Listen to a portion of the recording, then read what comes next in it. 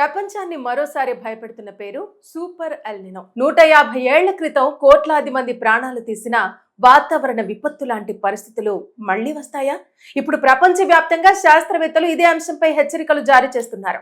Pacific మహాసముద్రంలో అసాధారణంగా పెరుగుతున్న ఉష్ణోగ్రతలు రాబోయే నెలల్లో ప్రపంచ వాతావరణాన్ని పూర్తిగా మార్చివేయొచ్చని నిపుణులు చెబుతున్నారు. ఇప్పటికే ఇన్కాయిస్ విడుదల చేసిన తాజా బులెటిన్ లో 2026లో ఎల్నినో పరిస్థితులు వేగంగా అభివృద్ధి చెందుతున్నాయని పేర్కొంది.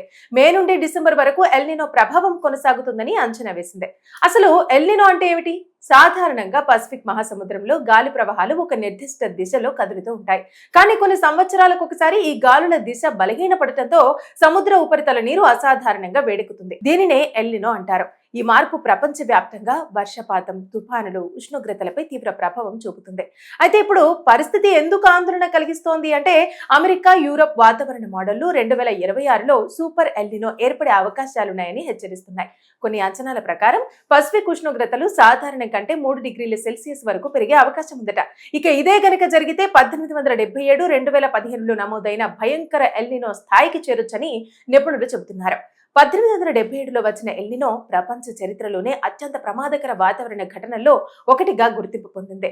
భారత్, చైనా, బ్రెజిల్, ఆఫ్రికా దేశాల్లో భారీ కరువు పరిస్థితులు ఏర్పడి లక్షలు కాదు కోట్లాది మంది ఆకలితో మరణించినట్టు చారిత్రాత్మక రికార్డులు చెబుతున్నాయి.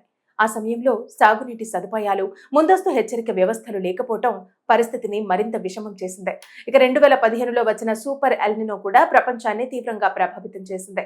ప్రపంచ ఉష్ణోగ్రతలు రికార్డు స్థాయికి చేరాయి. భారత్లో వర్షపాతం తగ్గి పంటలు దెబ్బతిన్నాయి. ఆఫ్రికా దేశాల్లో తీవ్ర కరువు ఏర్పడింది. అమెరికాలో వరదలు వచ్చాయి. పసిఫిక్ ప్రాంతాల్లో సముద్ర తుఫానులు భారీ నష్టాన్ని మిగిల్చాయి.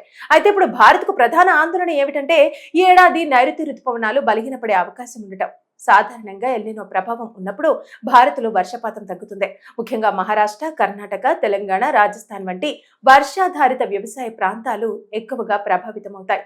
వరి, పప్పు ధాన్యాలు, నూనె గింజల సాగుపై దీని ప్రభావం కనిపించే అవకాశం ఉంది. అయితే నిపుణులు చెబుతున్న మరో కీలక విషయం ఏమిటంటే, 1877 పరిస్థితులు ఇప్పుడు రావని అంటున్నారు.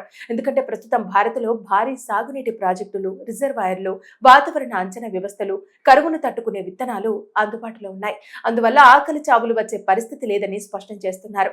కానీ ఆహార ధరలు పెరగటం, నీటి కొరత, విద్యుత్ డిమాండ్ పెరగటం వంటి ఆర్థిక ప్రభావాలు మాత్రం కనిపించొచ్చని హెచ్చరిస్తున్నారు. వడగాలులు, ఆకస్మిక వరదలు, సముద్ర తుఫానులు, అడవి, అగ్ని ప్రమాదాలు పెరిగే అవకాశాలు ఉన్నాయని వాతావరణ నిపుణులు చెబుతున్నారు. అయితే ఇప్పటికే కొన్ని దేశాల్లో సాధారణ కంటే తక్కువ వర్షపాతం నమోదవుతుండటం ఎల్నినో ప్రభావానికి సంకేతంగా భావిస్తున్నారు.